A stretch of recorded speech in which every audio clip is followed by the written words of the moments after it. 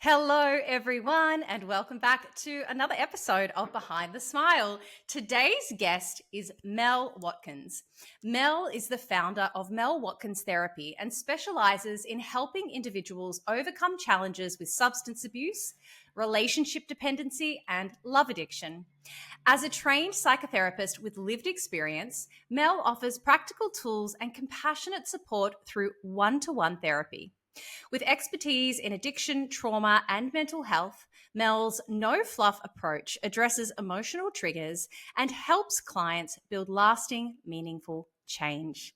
Now, Mel and I have been connected for a couple of years now. I'm trying to think exactly when, but Mel reached out to me on Instagram and she was in Melbourne visiting from Sydney, and we ended up having a coffee, which was so beautiful. I think you were pregnant at the time, Mel, which is crazy now because your son is Oh my gosh. in the world. And yeah, it Yeah. must have been ages ago. But I was so happy that you reached out. It's something so beautiful about this community and the openness and the time that we have for each other. And from the moment we met, we connected, and we've, stayed in touch ever since. And I actually wanted Mel to come on the show before we had our little break, our little hiatus. And at the time you were coming on and then it didn't align and then it ended. So when I decided to bring it back, you were the first person that came into mind. I was like, I've got to get Mel on. We're going to make this happen. So I feel like this is a long time coming. Mel, welcome to the show. How are you?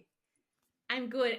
And when I got your email saying you're bringing it back, I was so excited because your Ah, podcast, you're just so relatable. And, oh, thank you. the reason why I actually reached out to you is because when I was at an event with people that I used to party with, somebody talked about you and said that they used to work with you and they've loved seeing your journey, and I could relate to your Oh, journey.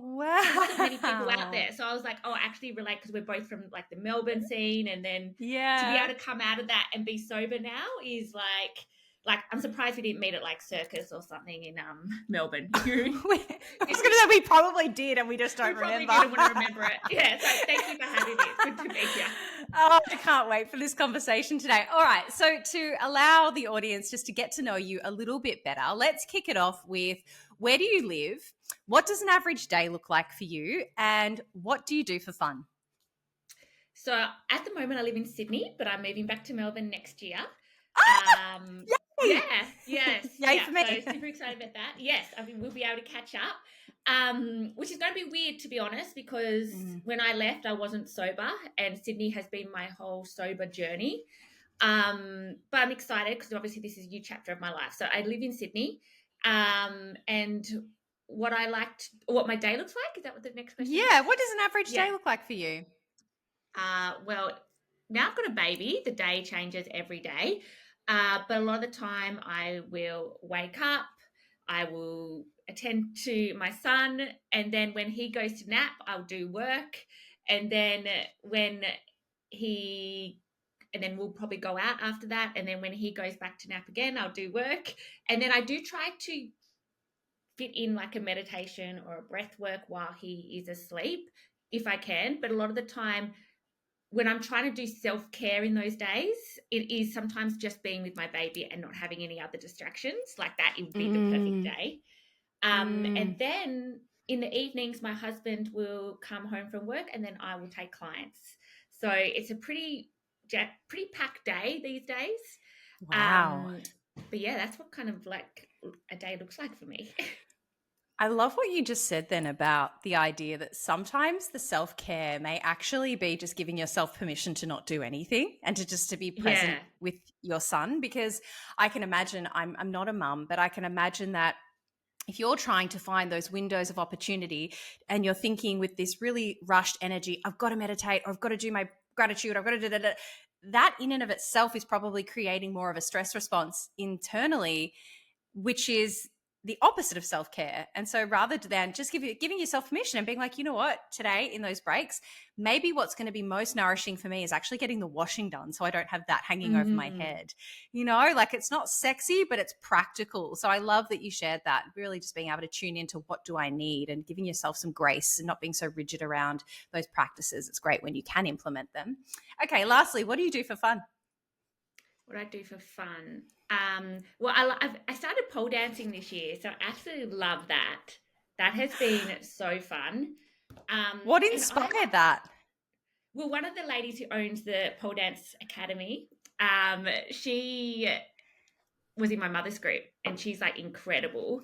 And she was like, "Yeah, you should do pole again." And I was like, "Oh, okay," because I did try it a little bit during COVID. It was actually my thing that I would do on a Friday night instead of drinking. So it has like Yes. turned up for me a few times. But I was like, I really want to get good at it this time. And so I've started doing that. So when I can, I'll go and do pole dancing. The other thing that I like to do for fun is go for a long lunch with friends. That is one of the Mm. things that I really cherish, those times with friends now. And I love getting dressed up.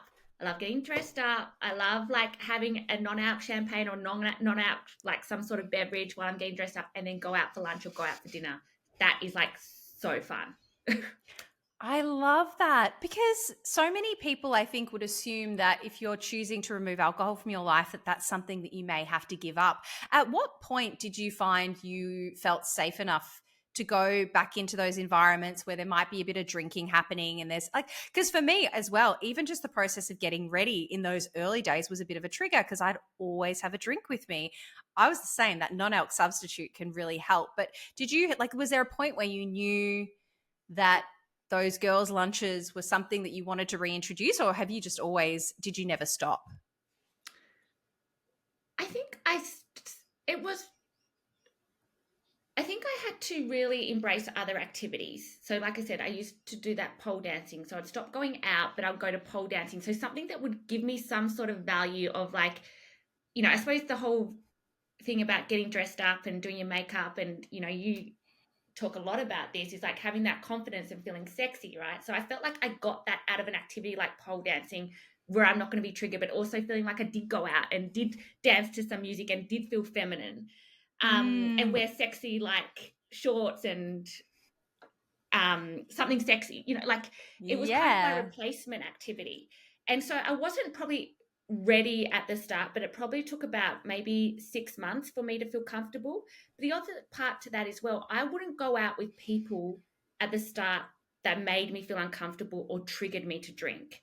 There are people Mm, in your life, and I think we find that we really learn this in our sobriety, that make us feel uncomfortable or bring out insecurities about ourselves, which, yes, we have to deal with that, but we're in a vulnerable state when we start becoming mm, sober. So you don't want those triggers coming.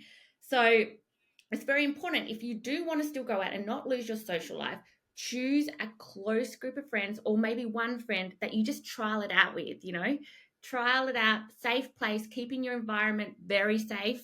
You're at a vulnerable mm. stage, and then work up to maybe the long lunch with some people you don't know, or whatever that looks like for you. And you don't have to do that. You might not even want to do that. But for me, having that social outlet was very important to have when I became sober.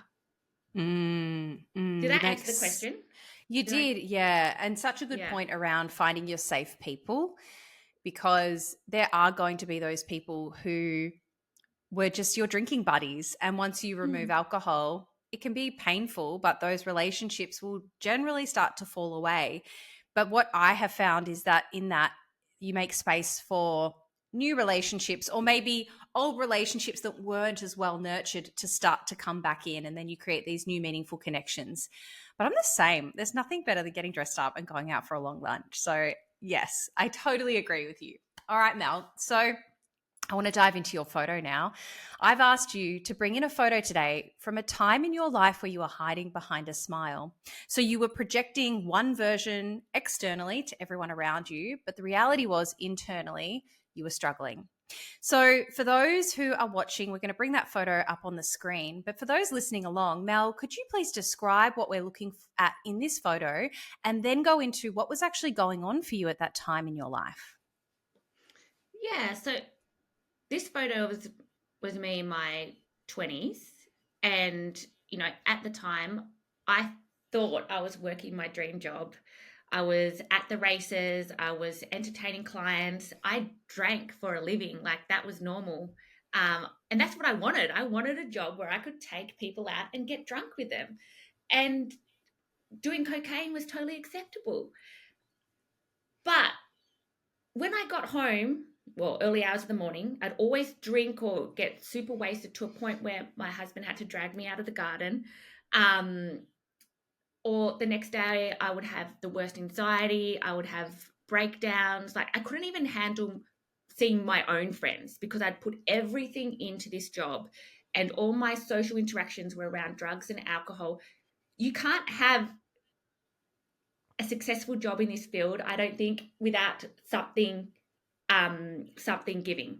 And that was me in my Mm. personal life. My personal life was falling apart, and so was my mental health. But I think when you're in this rat race and when you're in this environment where everything's so fast paced, everything is fueled with drugs and alcohol, that you don't know that you're unhappy. And so I feel like in this photo, there was a smile there, and for me, I thought I was living my best life. But behind the scenes, I could hardly even get out of bed on a weekend. I couldn't even, like, I was so scattered. I was so mentally, like, just not there. And my anxiety was so high, and my stress levels were high. I was depressed. But because I was turning up to work every day and doing well, and clients liked me, and I had that energy at work, I thought I was killing it. So the other stuff didn't really matter. Like, it didn't matter I was a wreck outside of that, because, this job that I held so much with identity with was doing well. Wow, I so relate to that.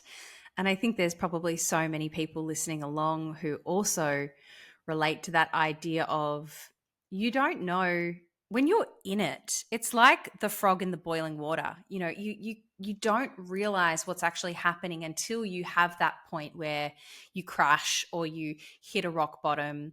And a lot of the time there can be all of these consequences. I know from my own experience, there were all of these things happening, but I never was able to put two and two together that it was because of my drinking that all of this, I just thought I was unlucky.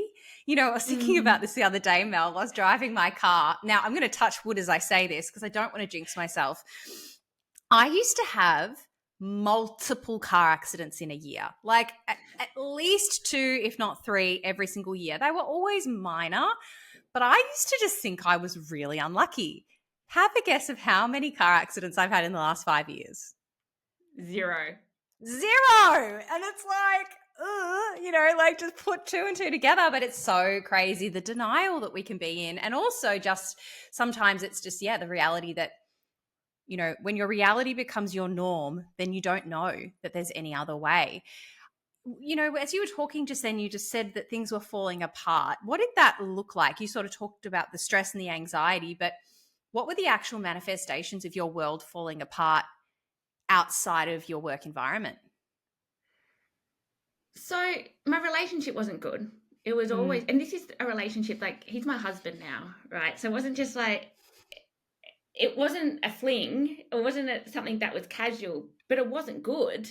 It was just, we were both living different lives. I was never reliable. I remember one day I was like, I just don't know when you're going to leave. Or another time was like, I feel like your carer. Like, and obviously he was doing his drinking phase as well, but he wasn't like me. Like, I was always taking it that one step far. And so I was in this relationship that was so rocky. It was so, I was so emotionally unstable in it. And, that becomes really toxic, having a relationship like that.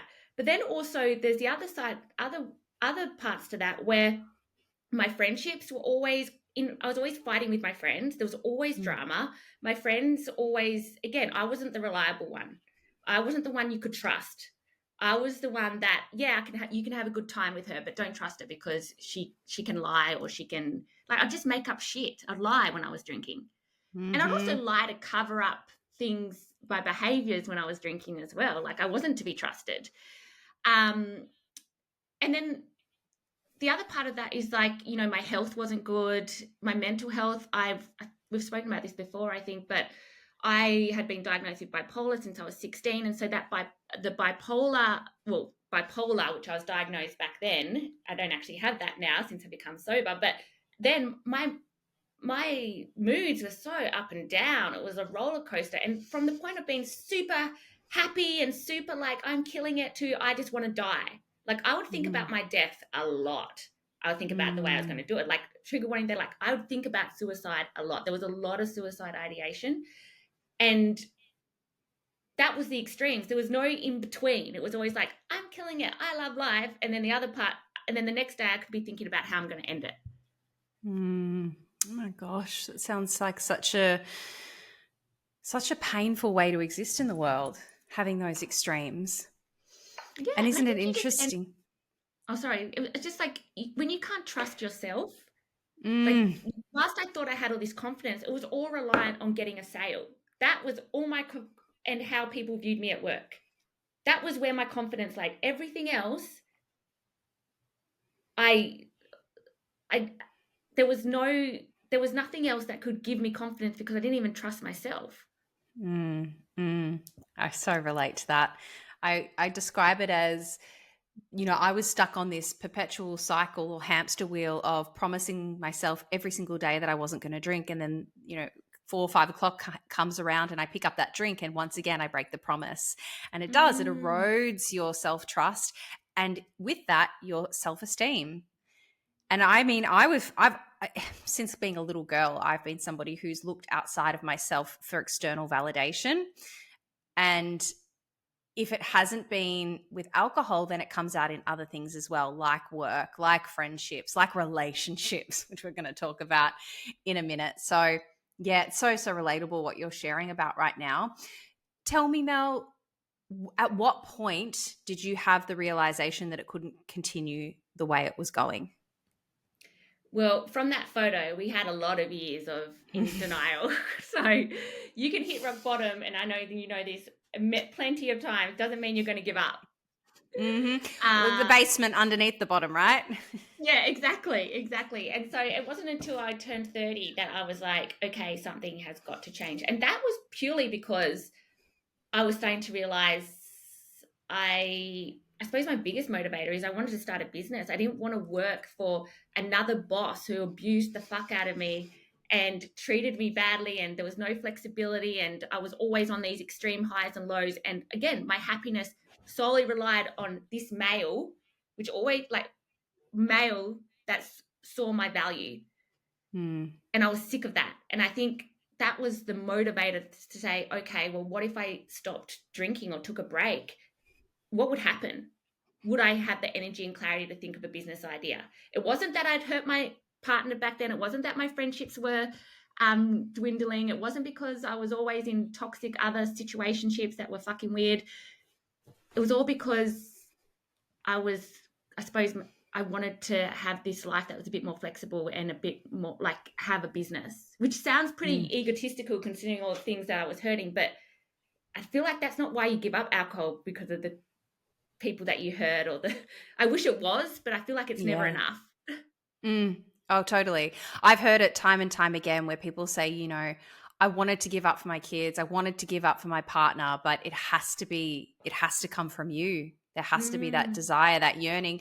What it sounds like to me as I listen to your story is like you just knew that you were destined for more. And as long as alcohol was in your life, you were going to be playing small and you were never going to reach your full potential. And that is soul destroying, right? Yeah, that exactly how you said it is how I felt. I wish you could just, goodness. The way you said it is perfect. You need to say that for me every time I talk about it. Sure. You know what? We'll clip this part of the interview and then you can replay it for yourself. Okay, I'm just going to play this. Oh my gosh.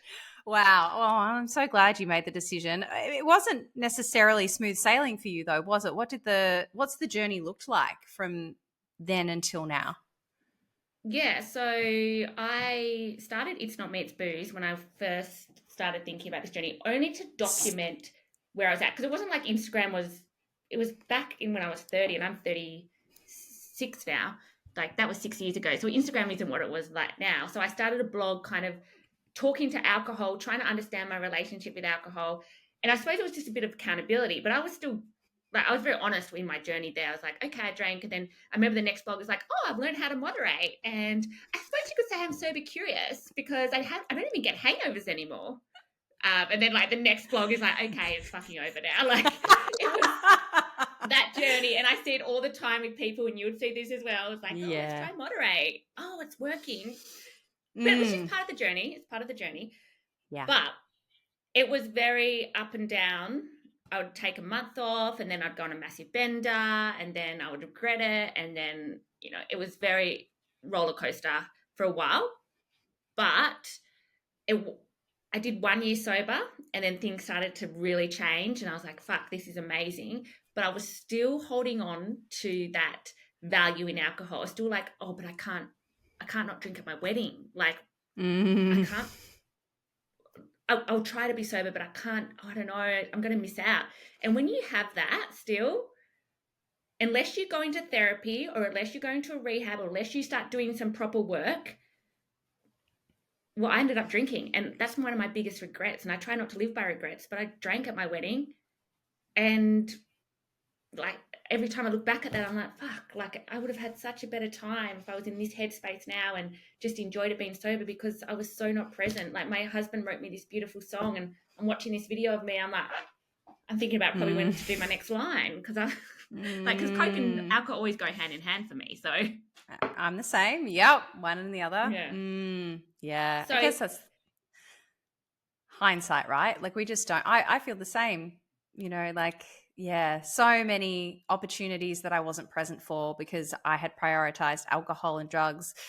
I also think that I fully empathize with where you were at that point because at around a year sober, I don't think I could have been sober at my own wedding. Like I've had to really build up to things. Whereas now I'm, 5 years down the track, I'm fully ready to have a second wedding and be completely sober. And I'm so excited about that. Like you have no idea. But that took a long time to get to that point. My first few weddings that I attended were freaking uncomfortable in sobriety. Yeah. Like it's a tricky one, right? But even like you said now, like you're excited for it. Like I think people when they start this journey, they're like, oh, I'll never not miss alcohol. But it does change. Your mind changes if you put work into doing it. You can't just expect it just to happen without putting any, and I know work, we always say work into it, but it is like rewiring that brain instead of just tackling it. I heard someone say once, which I really love, if you don't change, your sobriety date will. And it's just such a beautiful way. That. Yeah, right? Like we need to keep evolving and growing. But if you do, the payoff is phenomenal. Like it's a life beyond your wildest dreams. It truly is. And there's never an event that I've gone, oh, I regret being sober for that. It's so true. Never. But I regret drinking at that. 100%. I've not thought of it like that. I've never woken up the next day going, I wish I was hungover now, or I wish I'd gotten drunk and made an idiot of myself, which is the reality of what would happen if I drank. So I know. It's so funny. Hey, Mel, can we go back now? I'd really love for you to share a little bit about your childhood and what the experience was like growing up with your family system. I know you've shared a little bit about your story publicly, so if you feel safe to do so, I'd love for you to share that with our audience today. The environment, the relationship you had with your mum and your dad, and how that impacted the trajectory of your life. Yeah, so I grew up with my grandmother, who was amazing. She didn't drink. She didn't even have men in her life when I knew her. So she was very much, it was just me and her, and it was a very close relationship. We grew up in Salvation Army housing in Hobart, so she didn't have a lot of money. But she always taught me to have a good relationship with my mum and dad. So they were, it's quite a complex situation, but it really, so I grew up with Nan, but I'd also kind of see them sometimes. So maybe once a week, or sometimes I'd go months without seeing them. But I always had this compassion for them because my Nan always taught me that they love you in their own way. So I always had a lot of compassion and understanding for that relationship. So I was able to stay in contact with them for most of my childhood and then early adulthood. I suppose things started dwindling in my mental health probably when I was about 15, because not having this secure relationship with my parents and only having this relationship with my Nan, which is really great. I'm really grateful that I had that. But I don't think I knew how to have a relationship with males, and I was always searching for that male interest. And so when I was 12, I'd been brought up in the church, and when I was 12, I met the priest's son, who was 16 at the time, and I was 12, and we got into a very serious relationship at 12 years old, and that was a sexual relationship. So I always feel like that really changed. I feel like that was my first addiction, to be honest, because it was something I was obsessed with him, and he was my everything. And again, when you were talking about, always seeking that external validation, I always seek that as well. And it was through him that, again, all my confidence, all my validation, everything relied on this guy, which meant I would do anything that he would ask me to do. So that started a very toxic relationship when I was in high school. And with only Nan as a support, I think it was very hard for her to try to intervene. She did try, but then that would just make me get pissed off at her, because obviously I'm a teenager as well. So then obviously I found drinking, and then that probably fueled this relationship as well, because although like I was obsessed with this guy was cheating on me all through high school, and you're in this intense relationship, you're very young with this person that is cheating on you. Like, I don't think I just didn't know how to regulate those emotions. And when you don't have, I suppose, a support system to really help you through that, it was tough. And then I ended up ending that relationship when I was in grade 12. So it went on for years and years and years. Wow. And I haven't spoken to him ever since. But there were times in that relationship where the police had to come to school, and because it wasn't an appropriate relationship to have. He was like a lot older by the time I think I was in high school, so I think it even became illegal. But yeah, it would have been, wouldn't it? Because there's a 4-year age gap there, and I think we're from I was like still under in 6. crop tops when I met him. Oh, honey. So then I got diagnosed with bipolar when I'm skipping a bit here, but then I got diagnosed with bipolar at 16, was put on medication. I put on heaps of weight. Back then there wasn't any body positivity. So then I got more depressed, and that was at 17. I had my first suicide attempt. And then I think that was probably really rock bottom. And I kind of, I suppose, started getting that confidence through working and finding my identity through those other things. And that is probably when my drug and alcohol relationship started getting really bad. But at the time, you're young, you don't really have consequences from it, right? Like, you're not getting the hangovers. You just get used to normal feeling like shit. It was just normal for me to feel like shit. But I also was getting the validation from work and stuff as well. So I wasn't, and also had other boyfriends as well. So I've always had boyfriends. I don't think I've been single since I was 12 years old. So that is kind of a bit of background of where I've come from. And then mum and dad, we've always kind of had this relationship. We've probably got closer as we got older. And they've got partners as well. So they divorced when I was really young. This is how distant and disconnected I was from them, that I didn't even know when they were divorced. So wow. Because I didn't know. And so I never understood why people got upset when their parents divorced, because it never really affected me. I was like, oh, they're divorced. Oh, because I never lived with them. Yeah, why are you getting totally upset normal about that? Yeah. That's just normal. But anyways, they found new partners, and their partners were great. Like my stepmom, she's actually here helping me at the moment. Like, we've got a really good relationship. Wow. But that's grown over time. Like, especially since having a baby, we've become really close.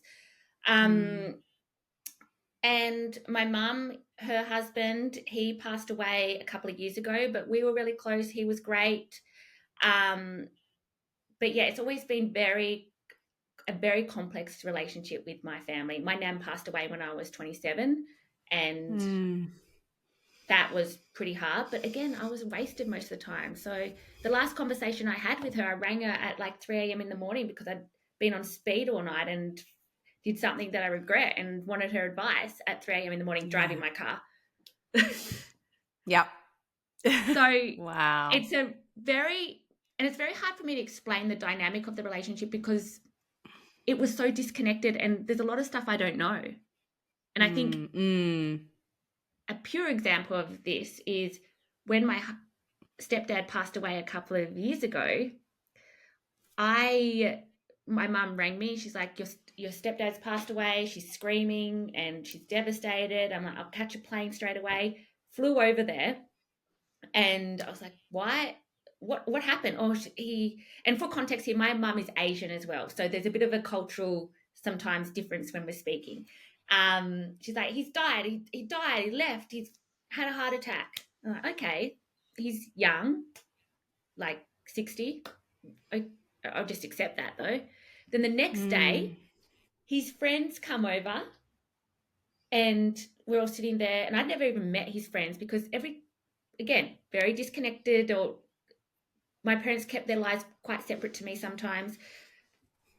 And his friends come over and they're like, oh, because he was on ice. So I've known this man since I was 13, and this was 2 years ago. I'm 36 now. And he was actually an ice addict. And what happened was he had just sold one of his houses. All this money had gone into his account and he had gone on a bender. And he knew what I do. He knew I was a therapist. I never knew he drank. I never knew he had touched any drugs. And my mind was blown. I was like, what? And he had bought like $20,000 worth of ice. And then I went through his phone. There were photos of him with the ice, smiling, bragging. We're going to be smoking some boulders tonight. And I don't talk about this a lot, but I think it's important, and you know this as well. It's like addiction can be missed, and people know how to pretend that it's not happening. Like, I knew this man. I'd stayed with them. He'd spent time with, like, he went, I've known him for so long, yet I Yeah, didn't he's your know. family. Yeah, I didn't know he was on ice.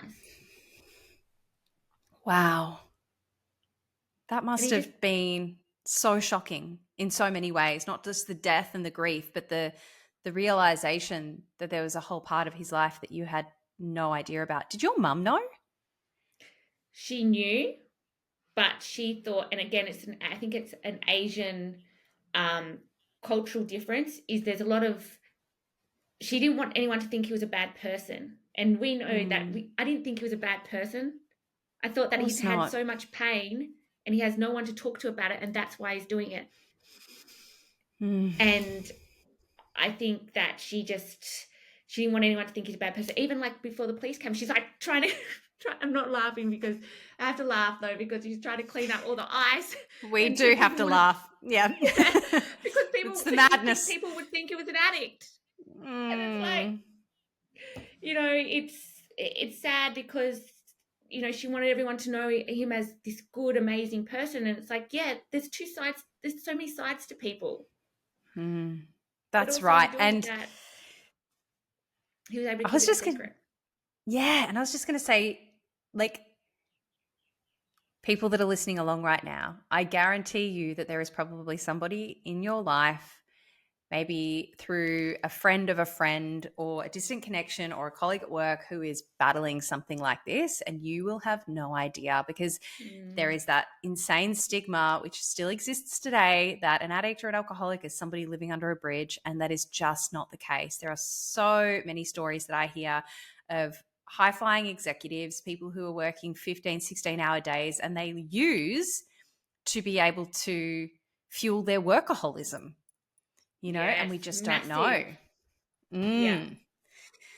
Yeah, wow, that's crazy. That's insane. So the fact that was your foundation and that you have been able to journey through that experience and come out the other side as a therapist just blows my mind. Like, it's such a gift that you can give, having that lived experience, because you can understand people to their core. That blows my mind. Tell me a little bit more about how you fell into becoming a therapist, or you didn't even fall into it, you created it. I can see that in your story. But like, what was the moment you decided this is what I want to do? You know, you had this realization that you wanted to create a life of freedom. What drew you to wanting to help others in this space? I remember it was coming to the end of really thinking I need to get out of events, because like I was working in this job that was so intense. It was fun, like we had a great team, but I was getting abused like every second day from my boss. And you know what? I still invited him to my wedding. He's the last Wow. relationship that I've had to cut, and that's only happened this year. These things take time, right? You can't do it Wow. all at once. Because Yes, in my true. head, I thought we were good friends that had gone through a lot.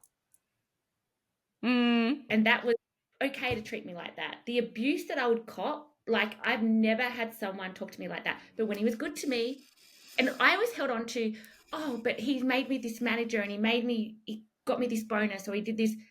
And I think that's such a woman point of view, right? Because I'm like, oh yeah, I should Mm. appreciate that. Yeah, he treats me like shit, but we've got a special relationship. But Mm. actually, I was just good at my job, and that's why he promoted me. Like, 100%. um, and like he would always say how bad I was with drugs and alcohol. Like he even gave me a talk before he gave me this job, and I felt so grateful. I was like, he's like, you know, I know you're a bit of a party animal, but we've got to settle down now and stuff. Mate, he was the one providing me the coke. Like my biggest Yeah, spenders were with him. But I was always totally. the one that had it, couldn't control it. So, anyways, I was coming to the end of that where I was like, I'm sick of this whole situation. I need to get out. And I was starting to look at counselling. I was like, well, I love working with people. I love, um, you know, talking to people and just understanding people. Like I love deep conversations with people. So I thought, well, maybe this is something I could go into. But I didn't want to take the pay cut. I didn't want to, Mm. I was on such a good salary as well. Like that was fucking scary. So it took time for me to get to that place. But then when COVID happened and all the events disappeared, I kind of had to make the choice. I'm like, okay, let's do some support work, see if I like helping people in that role, see if I like dealing with different mental health issues. Let's start off with something like that. It's not as good money that I'm on, but at least it's something, and let's just study one subject. And I Mm. think through studying one subject, getting at the same time getting sober. But again, this is not the start of my sober journey. This was coming into that, let's start making some real changes. Mm. And I made a 5-year kind of plan of what I wanted to do. I wanted to help people with mental health. I wanted to create a community. I wanted to have flexibility. And then it kind of all correlated. And I think everything I kind of just did there really has made me really feel that passion of, okay, I want to be in this industry. I don't know what that looks like Mm. yet, but I want to be Mm. there helping people with mental health. Mm. I mean, I feel like Um, the universe kind of just like gave you the push, right? If it was like, yeah, okay, come on, you know what you want to do here, but we're just going to shut down the world so that you actually can't do events anymore and you're going to be going exactly. in this Yeah, we'll direction shut because this down the is your Grand Prix for calling. you, babe. Yeah, just for you, honey. Yeah. It's like my Yeah, validation. wow. It's like, yeah, I feel so important. The world is ending Yeah. right now. I know. It's so funny though. Like, yeah, we do. These things just happen when they need to, I believe, anyway. And so I have a question before you go into more about your practice. There's just one more question I wanted to ask about those days when you were drinking and things were really messy and you were living out of alignment with your values. Something that you talk about openly, which I am so grateful for. And I just want to firstly say thank you. I have so much respect for you, the fact that you go there with this, because this is a conversation that I think a lot of people shy away from. And it's infidelity when it comes to alcohol and making decisions that you regret later on while you've been drinking. Can you share your experience on this and perhaps how you help people through navigate this? Because I think this is such a cause for deep shame and regret. And often people's response to that is just to internalize it, which then often just fuels the addiction and the drinking even further. Yeah, infidelity is a big one. And I think it is, like you said, that cycle, right? You get drunk, you cheat, and then you feel so bad about cheating, and then you get drunk again. And that is what I lived through, I reckon, since I think since my first boyfriend when I was 12 cheated on me, I think one of the things I made a commitment to myself is that I'm never going to get hurt again. And so then I started cheating on everybody. Um, and so again, it was like a bit of a defense mechanism, but also when you have this addictive personality and this type of personality that you can be quite impulsive, and some of this is personality, but some of this is also your experience as well growing up. But it's that we talk about a lot already, like that seeking of validation from something else, seeking that feeling that somebody thinks you're special and super important, and you're like this, like you're this amazing person that they're being with. That was part of something I really valued all through my 20s, and even now I have to stop myself. Right? It's because I think it's okay to have, but you've got to use the right outlet for it. And for me, I was searching for that outlet with men. And I think with cheating, if somebody was cheating on somebody with me, or if I was even cheating on somebody with them, I would think, well, this is so special and I'm so special. And Wow, like, yeah. I would hold so much value to that relationship because it was something that we both shouldn't be doing. So it must be something that's really important. So If you were willing to risk it all kind of thing. yeah, because I feel like for me, it wasn't as much as having like one night stands. It was always like these weird situationships with people through work or somewhere that I shouldn't be having something with because I'm holding on to this fact that, well, they must think I'm like really special and really important. Did you feel guilty while you were doing it? Yeah, that's why I would. But also you get used to feeling guilty. Like, Yeah. you know how you say, I say it with drugs as well, right? When I was like, I would never touch drugs. And then I took a pill.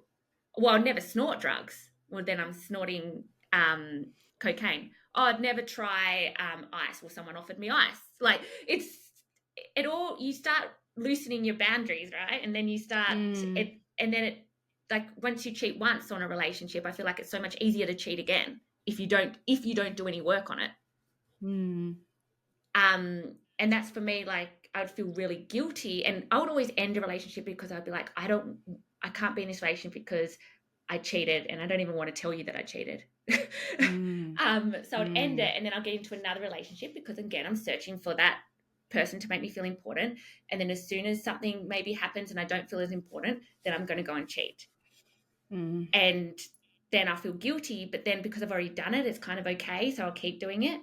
But after a while, like that guilt does eat you up because at the end of the day, I'm just settling for me being a shit person. Yeah. I'm just settling for me to not be trustworthy. That's just me. I can't help it. Yeah. Which is such an uncomfortable feeling. Yeah. You know, It's awful like because you don't have any confidence. Yeah. Yeah. And I imagine that the internal dialogue is pretty negative at that point. Yeah. You know, like You just hate the yourself. way that's it. Exactly. You just hate yourself. And then you want this person even more because they make you feel good.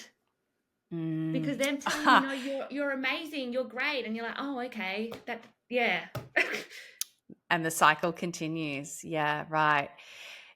So how does one then overcome this? Because am I right in thinking that there was infidelity in your current relationship before you got sober? Or have I made that up? Yeah. Yeah. Yeah. So tell me, like, that's, because most people assume that once that happens and parties find out, then that's the end of the relationship. But you've managed to fully overcome that, change, and then get married to this person. Yeah. I had to get sober. Yeah. Because, again, I think it's very hard to have awareness about any of these coping mechanisms. It's very easy to just blame ourselves and settle with being a shit person. But when you get sober, you realize it's more complex. Like, and the thing is, I would never have done any of this shit if I was sober. Yeah. It always came out when I was drinking. Any weird situation, everyone knows only weird shit happens after midnight, right? Like when you're wasted and all. Totally. That's when the weird shit happens. You're starting looking at somebody that you've worked with for years and suddenly like, oh, maybe I'm into you. Like, yes. Yeah. So you have to get sober if you're prone to doing this stuff. And again, it's experiences that can fuel these behaviors as well, right? It's not your fault that this is happening, but you do have to take responsibility by giving yourself an opportunity to get sober and find out who you really are and what your morals are and what is it that you're trying to get from these situations that are making you feel guilty or making you feel stuck. Because I tell you what, the depression and the anxiety definitely decreased in the manic episodes when I stopped doing this weird shit with people that actually don't give a shit about me. Yeah. Yeah. I mean, well, like even the fact that you were diagnosed with bipolar and then you removed alcohol from your life and that falls away. Like, a similar experience with me and having chronic anxiety and panic attacks. Like, it's so crazy what happens to us mentally, physically, spiritually once we free ourselves from this substance that just creates so much chaos and carnage. And again, I so relate to like the behaviors that are out of alignment with your values, which then fuel you to feel shit about yourself, which then makes you want to drink more, even if you're unconscious to it. That seems to be the cycle that is forever perpetuated. Yeah, that's amazing. I just think it's really incredible that you've been able to overcome that and that you had a partner who stuck by you and that you now, not only married, but you've got a beautiful baby and you're living this life that is actually a reflection of who you really are deep down. Yeah, and it's not like we were both, I suppose at the same time, just to note, like, and I'm not making excuses here, it's not like we were in a really secure place when we were starting. Like, things were happening because we weren't in a good place either. But probably you would have been able to deal with it better if you weren't getting drunk with people that you probably shouldn't be getting drunk with. Yeah. It was funny, actually. I can't remember who I was talking to just the other day. This would have been in the last week I had this conversation. I was like, I wonder what the divorce rate would be if people didn't drink. I know, right? Because what are we at, 52% or something, I think, here in Australia? Yes. I guarantee you it would be half that, if not a quarter. Yes, because it's actually interesting you're talking about that because I was doing a sex therapy course, right? And it was just interesting because a lot of the time, like, we get into these relationships and then suddenly when we're in sexless relationships because we've been with somebody for a long time, and then we think, oh, we're not attracted to them anymore, or, it's lost that. And we try to suppress that by thinking, oh, we're not, try to ignore that erotic side of ourselves. And then we split it off, and that's when people have affairs, right? Because they find it in other people. But the same thing is going to happen, right? It's going to happen with that again. New person. Yes. Yeah. So it's like, I think we don't want to take the hard way. We always want a quick fix. We want the easy way to get that relief or get that need met, or we ignore the need and then it just gets worse. But what alcohol does is turns off all our inhibitions and gets us that fix straight away. So we know it doesn't last. Yes, that's so true. Hey, on the theme of relationships, can we talk about love addiction? Because I know this is something else that you work on with clients in your practice. So for those who are listening right now, maybe we'll just take it back a second. Can you explain what love addiction actually is? And then how do you work with people in this capacity? Because it's huge. Like, when I learned about it, I was like, oh my God, this is 100% me. Things started to make sense. And as a result of that, I was able to then correct those behaviors in many ways. And I'm now in the healthiest relationship of my life. So what is love addiction, Mel? And what are the facets of it? Yes. So we have love addiction and we have love avoidance. And this is, I think we can all have a little bit of both. But love addiction is when we look for somebody that is, we put them on this high pedestal. We are looking for that person that they're on this high pedestal and we feel special because they're interested in us, but we're always putting them on a higher pedestal than us. And we can, you look at movies, right? It's always this love that is like, we shouldn't be in love, but we go through all these hard things, but that is what makes our love so special. Like, we should always be fighting for this amazing, crazy love and these intoxicating fights, and when it's good, it's really good, and when it's bad, that's real love. That's what we're taught. That's so true. And it's just not real. It's not sustainable. It's exactly like alcohol. Mm. It's like, yeah, there are good parts of alcohol that make us feel really good, but it also makes us feel really shit. Mm. And that's what we look for in love. And then there's love avoidance, where we want to be the amazing one. We want to be on the pedestal, and we're looking for somebody who needs us. Mm. And I feel like I can relate to both of those.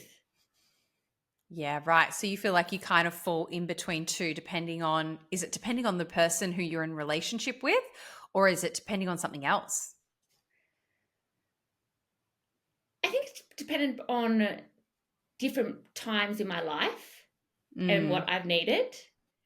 But I've definitely loved to be the most important, like the one that's on the pedestal in the relationship.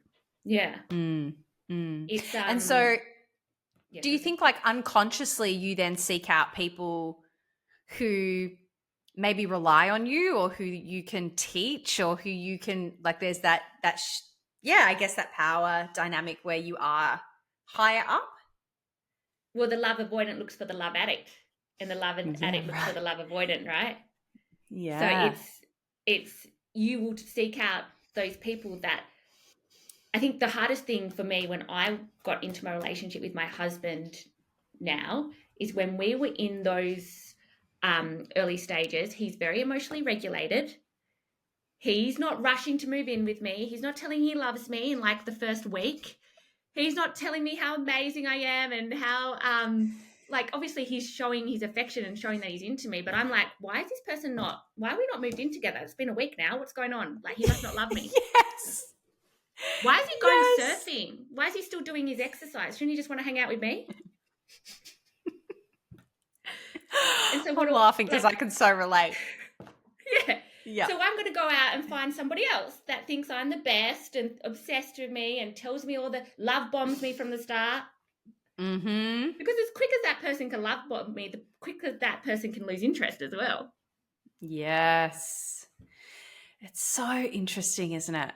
And I think for me, like it was explained to me, part of my love addiction comes from that abandonment wound.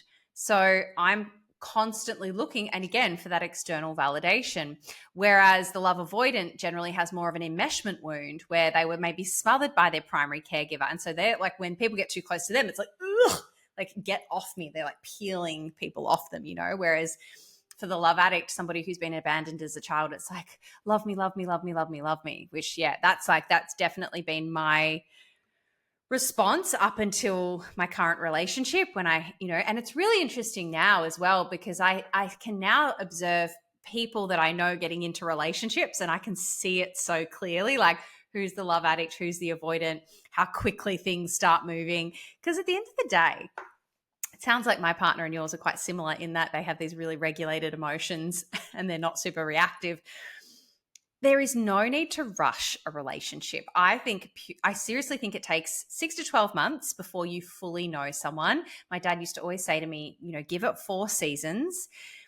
You need to know how you guys do conflict. You guys need conflict resolution. You need to know how you handle the hard times, because those first 3 months, there's that much oxytocin being pumped through your body that of course you're going to be like all gaga for this person. But if they're your forever person, or even just your person for that season, then giving it 12 months before you start to make those big decisions is only going to allow you to get to know the person more, to keep the romance alive, to miss each other. Like, I just don't, for me, because I was the girl who rushed, like totally 100%, always would be living with them within 3 months, all this crazy stuff. And yet with my fiance, we waited a year until we started living together, and it was the best decision I ever made. But that wasn't my decision, trust me. He was the one leading the charge on that. I know. And that's why it's so important, because we can't just get rid of all these traits about us, right? Because there's a lot of, we talk about all this stuff negatively, but there's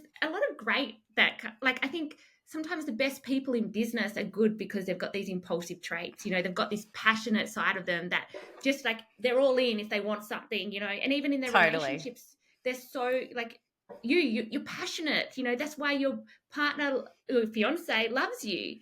So there are like these great aspects, but it is like when you're in a relationship, you don't want to look for somebody that is also going through their own trauma, like also not knowing how to regulate, and don't, like, you want the yin and the yang, right? Like, you don't want somebody that's fueling those parts of you to a point where you aren't managing, you're not able to control your emotions. Yeah, that's so true. And I think as well, so important to not be in a relationship with someone because you're looking for them to fix you or validate you. My probably one of my least favorite sayings is, the two halves make a whole. It's like, you are two fully formed humans who are coming together to hopefully make each other's lives better. That's how I see it. Yeah, and bring value to each other as well. Like, yeah, I think yeah. It's like you said, it's so important. And when you were talking about the oxytocin, like, scientifically, the neuroscience that's happening, you're having some of these same emotions and chemical reactions that can happen when you're on drugs or when you're drinking. Like, it can be, and then you put alcohol and drugs with all this oxytocin that's happening and the dopamine hit you're getting from this person, and boom, big Totally. explosion.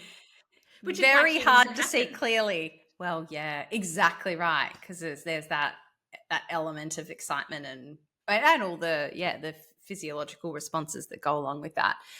Yeah, wow, my God. It's just, it just never ceases to amaze me how much this behavior is entrenched within our society, and yet we're not aware, and people just continue to make the same mistake again and again and again. So I hope that anyone listening along today has gotten some value from hearing about this. And maybe if you are thinking, oh, that could be me, like, look into it a bit more, like reach out to Mel, do some research, because speaking from experience, these are behaviors and traits that can be changed.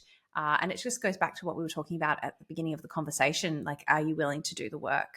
Because you don't have to continue repeating these behaviors and these cycles, even though it may feel like there's no other way. So thank you for sharing that, Mel. And it's hard as well, because when you're in that moment, you're like, this is the right decision. This is the right thing. This is the one.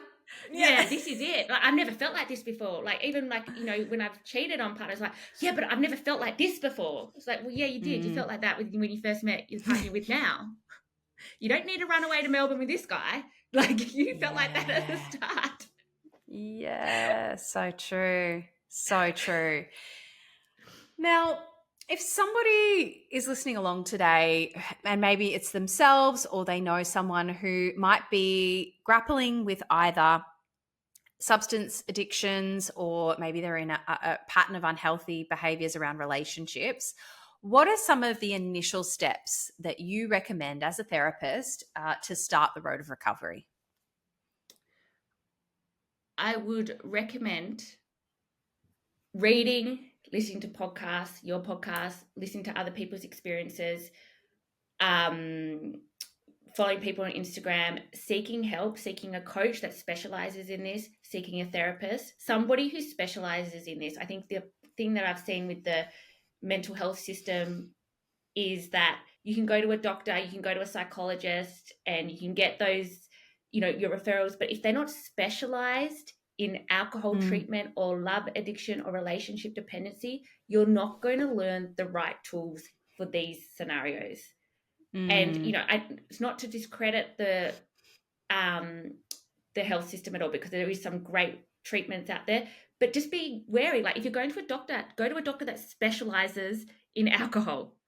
If you go to a psychologist, go to somebody that specializes in alcohol or relationship dependency, so you get the tools that are specialized for you. Because that was one of my biggest mistakes. I didn't get the help that I needed that was specialized to me. And in that, I got diagnosed with wrong mental health disorders, even though they knew I was doing drugs and alcohol. But then they're putting me on more medication. Like, I think medication is great, but make sure you're going to somebody who is specialized in what you're going through. Totally. I guess it's just like the same with, you going to the GP versus going to a specialist. Yeah. Like, you go to this. Yeah. But we don't see it like that. Like there's so many people that I've spoken to and they're like, oh yeah, but I went to the doctor and they said that they're drinking 40 drinks a week. Oh no, they didn't say that I had a problem. They said I should try and moderate. Yeah, no, it's that. I mean, I have people who have been on death's door with alcohol, issues and dependency, physical dependency. People that I've known and connected with over the last 5 years, and their doctors were like they didn't. They're just I'm not. This is not anything against medical doctors. I think medical doctors are wonderful, but if you know that the issue is alcohol, then seek out specific treatment for that, please. And be your biggest advocate.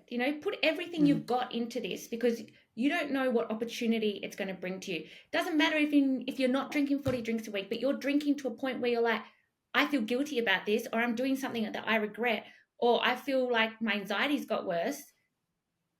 Get rid of it. Like, do something about it, because your life doesn't have to be like that.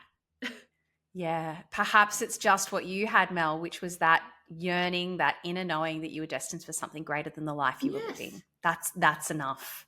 Yeah. Exactly. Wow. My goodness. All right, Mel, I've got one final question before we wrap up today's interview. That question is, what are your 3 non-negotiables that allow you to live an authentic and fulfilled life? This sounds ruthless, but I don't hang out with people that give me nothing. Love it.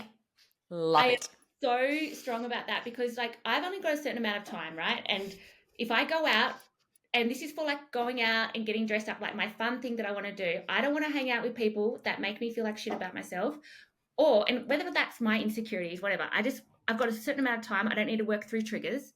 I just want to hang out with people that make me feel good. Gone were the days where I have all these friends and all these, I don't give a shit about that anymore. Hang out with the people that make you feel good, not trigger you. Of course, you're going to have people when it comes to work and all those situations. But for your fun moments and your times for yourself, hang out with people that make you feel good and that aren't boring you. I love that so much. Don't hang out with people that bore you, because then you want to drink as well. Yes. A lot of the time you're hanging out with somebody because they're not even asking you a question about yourself. They're boring. Be picky. You're allowed to be picky with your own time that you've got that is free. Yeah. I mean, it's the total opposite of people pleasing, isn't it? When you can go, no, this is actually what's right for me. And this very precious moment that I have to actually let my hair down, have some fun, I want to spend it with the people who fill my cup rather than drain it. Yeah. And it's even perfect example is this mothers groups, right? There's part of me that's like, oh, but I'm going to make effort. And then, well, that person might not be, I'm going to make more effort with that person. Get over that. You will find, it's like even meeting you for the first time, Ash, right? You connect straight away. It's not hard. Well, I hope you feel the same way. Yeah. But for me, it wasn't hard. Feelings mutual, babe. Ask questions and get nothing back. You need to have people that make you feel good. Otherwise, you will want to drink if you're out. Obviously, totally. I don't get, but you will start thinking, oh, well, maybe how could I make this experience better? So that's number 1. And 2, it's how I live authentically, isn't it? Yeah. I try not to suppress anything. If I've got something that I'm struggling with, I don't try to solve it by myself.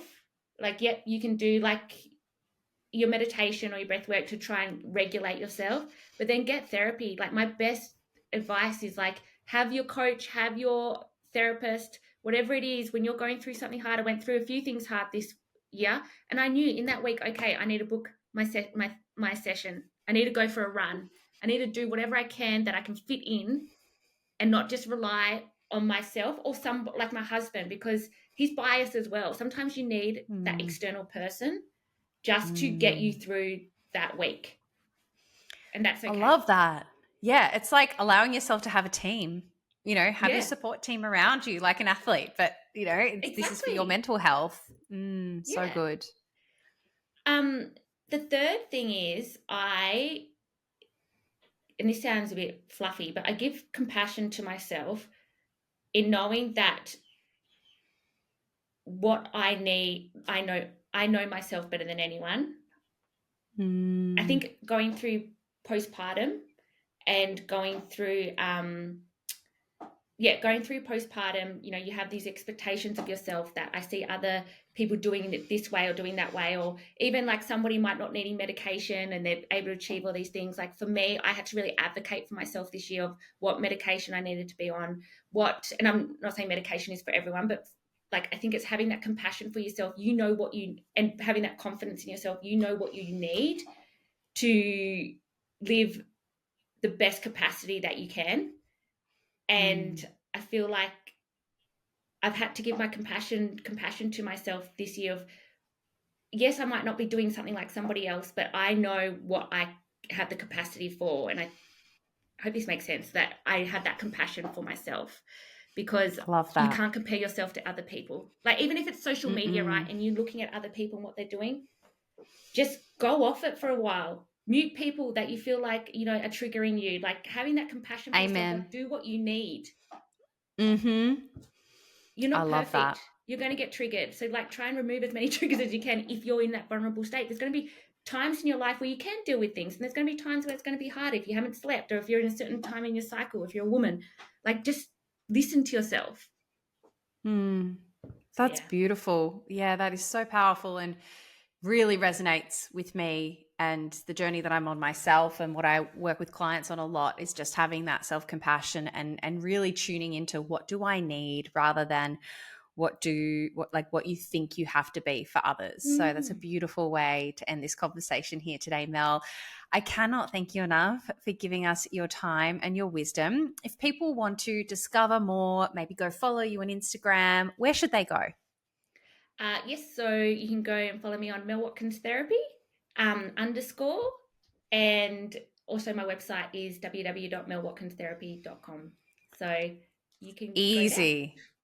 Amazing. I will make sure I pop that information in the episode show notes. Once again, Mel, I just want to say a big thank you. I adore you, and I cannot wait to see you when you're back here in Melbourne. Thank you, Ash. It's been so great to have this conversation with you, and I'm excited to see you as well in person. Yay! Thanks, Mel. Thank you. Bye.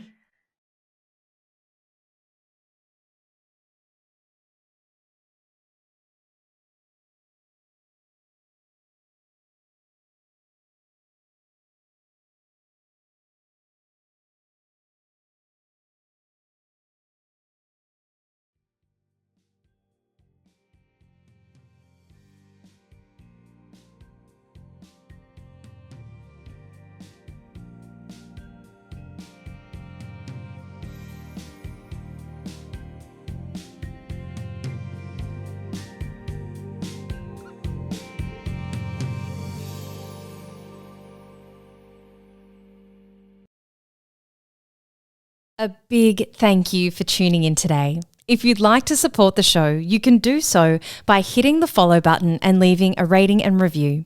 Each rating and review helps this podcast become more discoverable so more people can hear these stories of strength and hope. Remember to reach out to those you care about, and I'll be back next week.